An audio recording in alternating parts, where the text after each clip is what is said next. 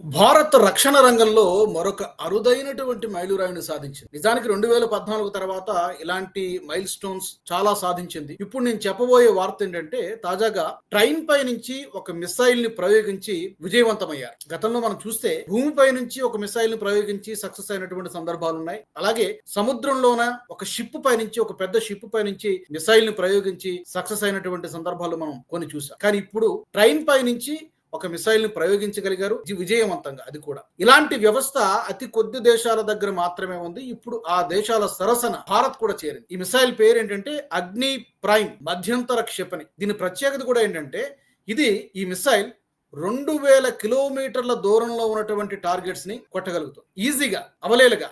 And దాంతో పాటు train పై నుంచి రైలు పై నుంచి ప్రయోగించడానికి అవకాశం ఉంది కాబట్టి ప్రత్యర్థులకు శత్రువులకు దొరకకుండా అత్యంత వేగంగా ఒక చోట నుంచి ఇంకో చోటకి మూవ్ చేయడం కూడా చాలా సులభంగా జరుగుతుంది.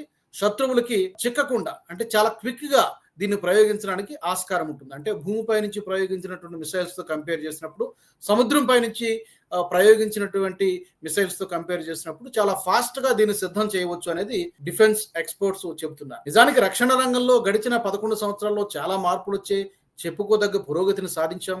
ఈ యొక్క విషయాన్ని మన రక్షణ మంత్రి రాజ్నాథ్ సింగ్ గారు తన ఎక్స్ ఖాతాలో అఫీషియల్ గా అనౌన్స్ చేశారు. ఈ సందర్భంగా ఆయన డిఆర్డిఓ సైంటిస్టులకు, ఎవరైతే ఈ ప్రాజెక్ట్ లో భాగంగా రాత్రి పగలు కష్టపడి పనిచేశారో ఆ సైంటిస్టులందరికీ కూడా ఆయన థ్యాంక్స్ చెప్తూ భవిష్యత్తులో ఇలాంటి విజయాలు మరెన్నో సాధించాలని చెప్పి ఆయన కోరుకున్నారు. మనం కూడా అదే కోరుకుందాం. భారత్ మరింత శక్తివంతమైనటువంటి దేశంగా తయారు కావాలని మనం కోరుకుందాం. జై హింద్, జై భారత్.